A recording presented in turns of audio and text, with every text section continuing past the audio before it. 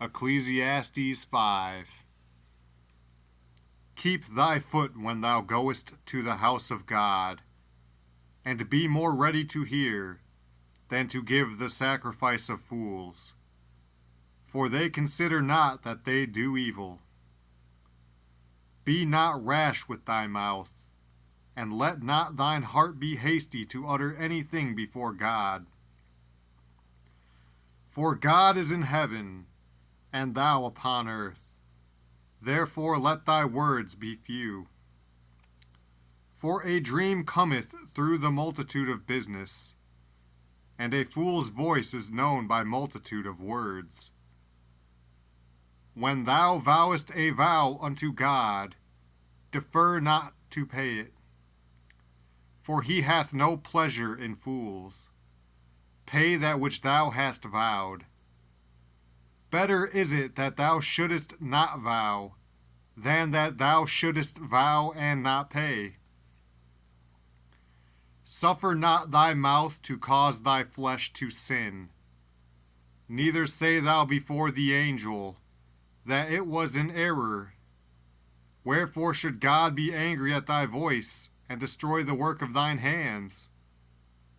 For in the multitude of dreams and many words there are also divers vanities. But fear thou God.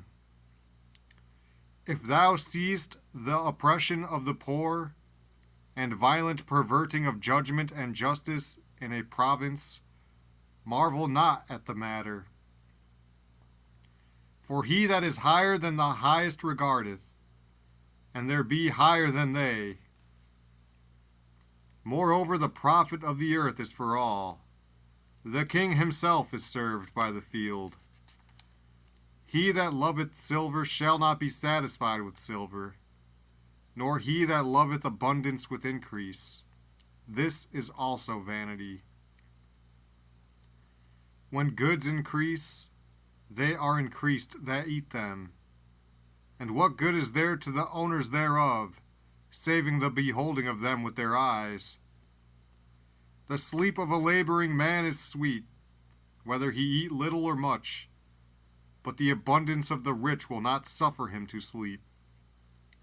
There is a sore evil which I have seen under the sun, namely, riches kept for the owners thereof to their hurt. But those riches perish by evil travail, and he begetteth a son, and there is nothing in his hand.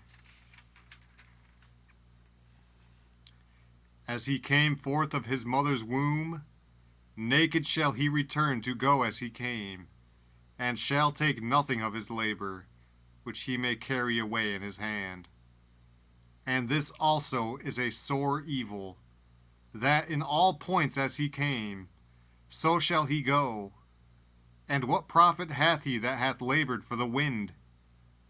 All his days also he eateth in darkness, and he hath much sorrow and wrath with his sickness. Behold that which I have seen. It is good and comely for one to eat and to drink, and to enjoy the good of all his labor that he taketh under the sun all the days of his life, which God giveth him, for it is his portion.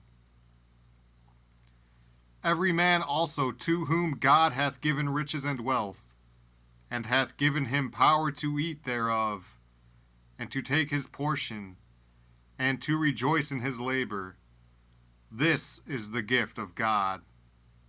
For he shall not much remember the days of his life, because God answereth him in the joy of his heart.